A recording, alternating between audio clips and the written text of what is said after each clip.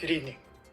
Reporting to you live from a living room in Milpitas, California, my name is Roland from Channel 470 News.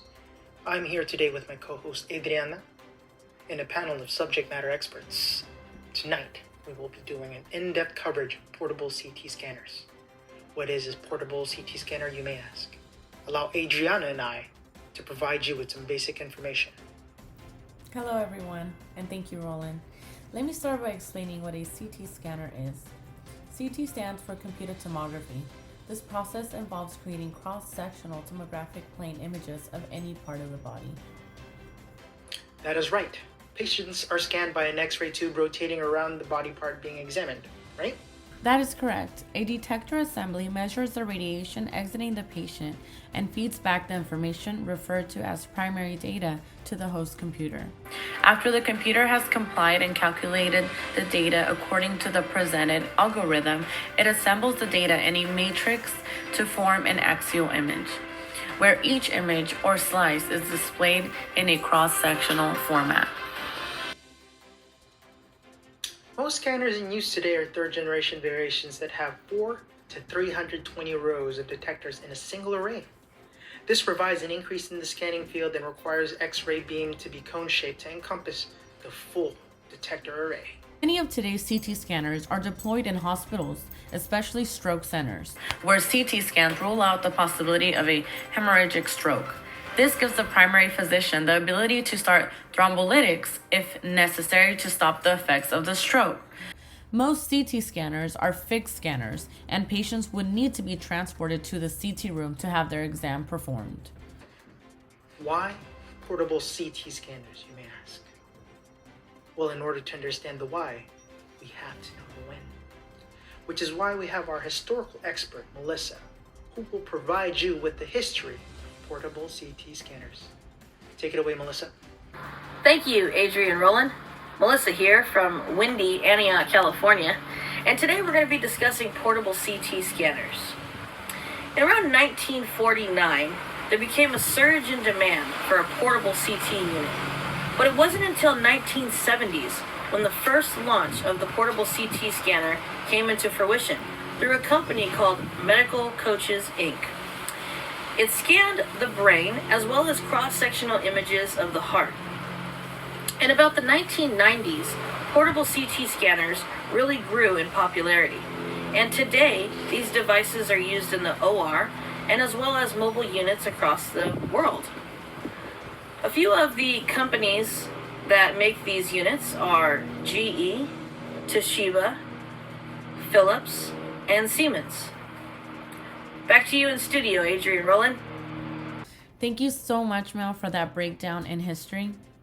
We now take this conversation with our leading specialists on the types and functions of portable CT scanners. Kayla, the floor is all yours. Adriana, for having me aboard. I am reporting to you live from Muir Hopkins Hospital, where we currently have an OTO scanner, also known as an MSCT for short, and the XCAT-ENT, also abbreviated as CBCT, portable CT scanners. Our sister hospital down the road has a few others. They have the Ceratom and the TomoScan available, but our CBCT unit functions by scanning with a cone-shaped beam that emits radiation and is picked up by a single 2D flat panel. This generates data in order for the images to be formed. And then in contrast, the MSCT uses a fan-shaped X-ray source that takes sequential sections which get compiled together and create images. Portable CT scanners are super useful for unstable patients, and more information could be provided by Alexander Chan, who I believe you also have visiting today. And I hope this information was helpful, and thank you for having me aboard. Thank you. Thank you, Kayla, for the breakdown of the functions and types. We now go live with where this technology will take us in the future. Leading expert on portable CT scanners, Professor Alex, will be breaking down the future of portable CT scanners. Alex, it's all yours. Great, that has been some fantastic information so far. Thank you. My name is Alexander Chan, and I'll be answering some of the questions that you may have regarding the future of mobile CT scanners. Important questions like, what are the next technological steps for mobile CT scanning, its future uses, and how much longer this dumb video is going to be. Though mobile CT scanning is still in its infancy, technological advances in stationary CT scanning are fueling progress in the mobile CT scanning world. Incorporation of artificial intelligence into mobile CT scanning will increase overall imaging quality. These integrated AI systems will allow for more accurate patient alignment with the center of the gantry bore by using automated patient habitus measurements for precise patient positioning. Similarly, a question tree prompted prior to the start of the exam will ask relevant questions that will improve scan quality. Questions such as the patient's health background, their body habitus, and relevant clinical history. It will adjust the scan technique based on if they are able to hold their breath, have metal implants, or if the exam performed is their preliminary scan.